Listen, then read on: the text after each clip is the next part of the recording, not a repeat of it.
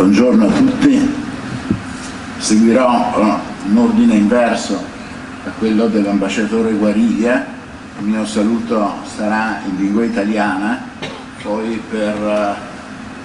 come segno di benvenuto per i nostri illustri ospiti stranieri proseguirò in lingua inglese. Grazie ovviamente al collega Tajani per la sua ospitalità, al collega Mantovano per il contributo che ci ha fornito, ovviamente all'ambasciatore Guariglia che ci ospita concretamente, a tutti gli amici e agli illustrissimi ospiti, dal Presidente Cartabia al Presidente collega Severino, agli altri illustrissimi che vedo qui, per la vostra attenzione. Il VENICE Justice Group è stato creato dai Ministri della Giustizia del G7 a Venezia lo scorso 9 maggio.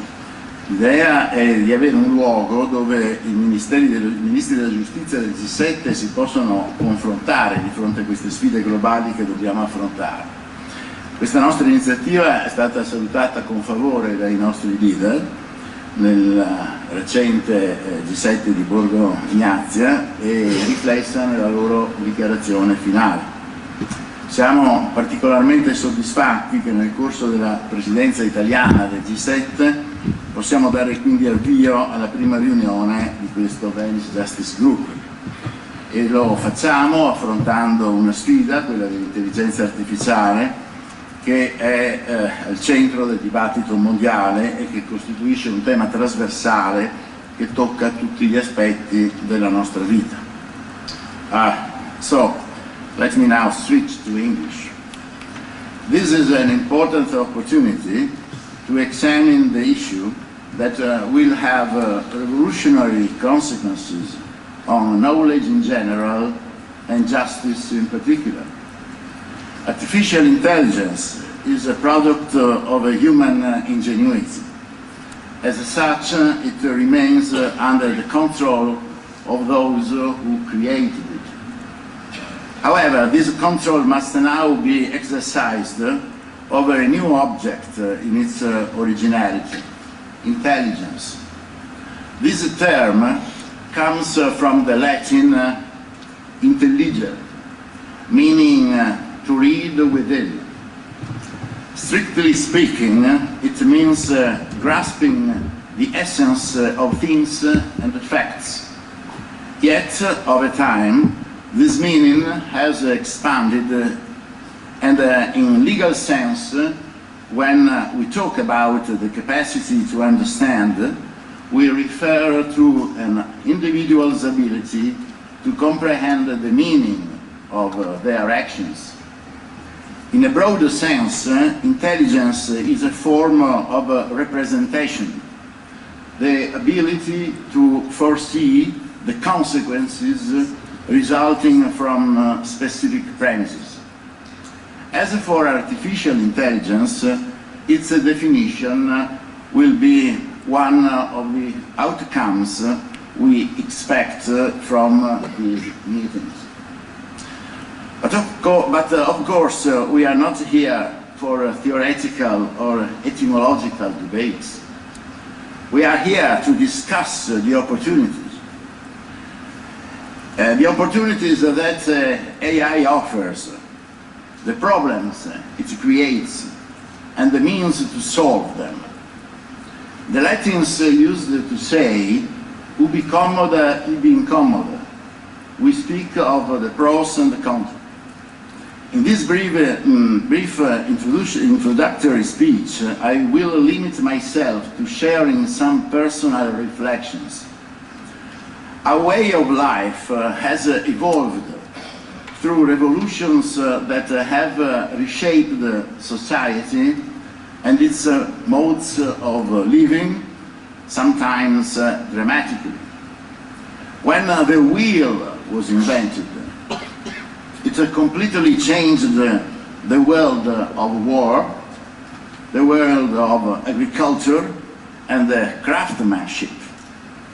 Over the centuries, inventions and discoveries have continued, often with effects that their creators could never have foreseen. One of the most significant examples, in my view, is Gutenberg's invention of movable type, which allowed for the printing of the Bible in local languages. Its dissemination to thousands of families and its reading without clerical mediation. This led to the most profound religious revolution in Christian history.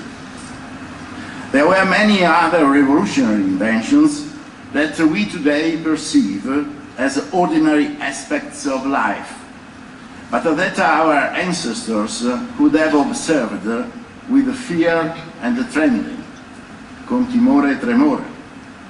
They affect all fields of science, and it would be too long to list them all.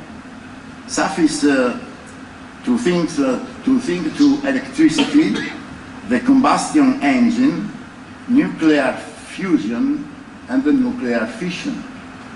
All these products of human ingenuity can have a good use or a bad use.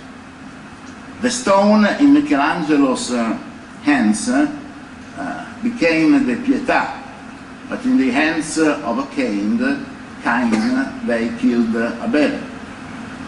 Therefore, the essence of my speech is this. We must not fear the new development that seems to upset our way of thinking. Precisely because AI is a product of human ingenuity, it can and must be controllable. Artificial intelligence is not creative intelligence. Rather, its creativity exists only to the extent that the algorithms incorporate a range of varieties that can simulate but not equate to the true creative thought. Artificial intelligence will be able, and perhaps already is able, to compose a Bach suite for cello or for violin. But they can do it by keeping the same mathematical and structural relationships between various chords and harmonies. But it will never be an original suite of Bach. It will be like the images painted by street artists on church porches, imitating Tiepolo and Raphael artworks with a near-perfect technique, but they will never be either. I'd like to conclude by recalling my favorite philosopher, Blaise Pascal, who was also a great scientist. He was the first to invent a rudimentary electronic brain, the famous calculator called the Pascaline. You remember? This genius developed a distinction that we should all keep in mind. The distinction between l'esprit de géométrie and l'esprit de finesse. The former represents our logical reasoning, that is, the rational intellect.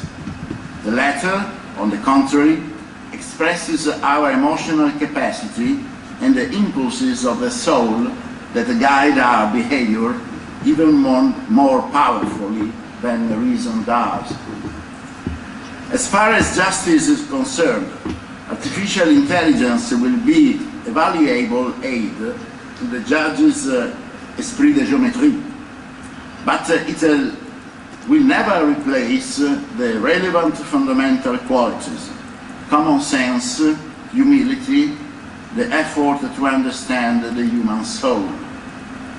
The judge's role is not simply about knowing the law and adapting it to a specific case. It also involves reconstructing events from both material and psychological perspectives. In this field, artificial intelligence will always have to be not only controlled, but also complemented by human intelligence. We should not therefore fear this new development. We must manage it, and while being aware of the great dangers it entails, we must turn it into an opportunity.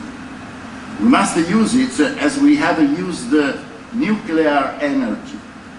With uncontrolled fission, we destroyed Hiroshima.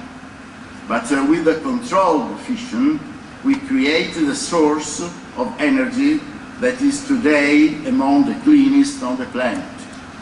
One day, we will achieve a nuclear fusion, the same fusion which once led to the creation of a 50 megaton bomb, equivalent to 50 million tons of TNT, which destroyed much of the Arctic region in 1961. However, if used properly and peacefully, with the power of that device, we could light up the city of Rome for centuries. Similarly, with the proper use of artificial intelligence, we can achieve a swifter and more efficient administration of justice.